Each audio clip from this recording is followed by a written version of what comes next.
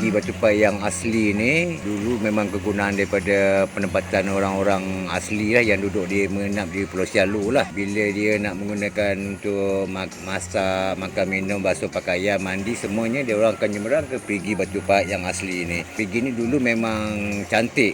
Air dia pun cantik kan. Lepas tu nampak kesan batu tu memang dipahat daripada atas sampai ke bawah. Saya dapat melihat dululah 40 tahun dululah. Tapi bila lama kelamaan Perigi ni terbiar begitu saja.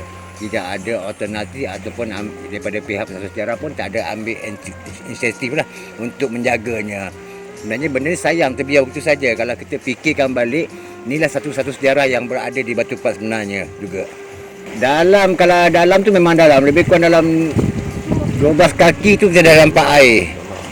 Kesan pahat batu tu memang nampak daripada atas. Memang betul-betul original punya batu dipesan dipahat. Bukan kata tiruan, bukan kata dibuat, tidak. Memang betul nampak kesan batu tu dipahat. Pergi Batu Pahat yang di Pondok Pulis tu sebenarnya sejarah pinjaman pinggam mangkuk. Tapi bertukar ke sana, orang yang nak pengunjung datang tak tahu ke mana sejarah Perigi Batu Pahat yang asli. Tapi kalau benda ni dia baik pulih, dijaga, kita boleh tunjukkan di mana sejarahnya.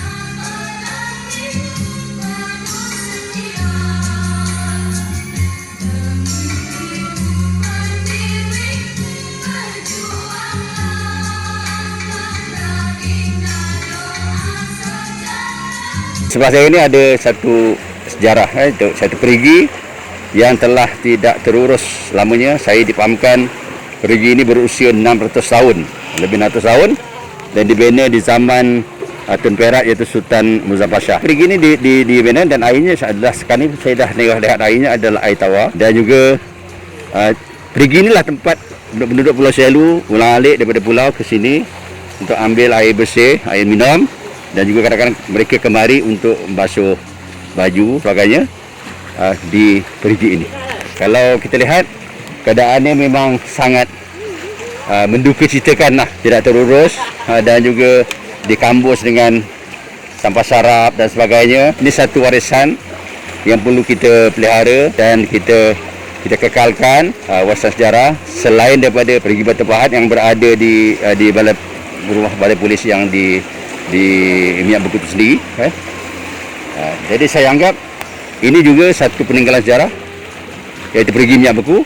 Mana yang lebih tua saya tidak pasti, saya kurang pasti. Perkara ini memerlukan satu kajian sejarah, yang mana di sana tu saya baca di Perigi yang di balai polis tu, dia kata Perigi itu dibina oleh hang tua dan badang lah tu, itulah gitu kan.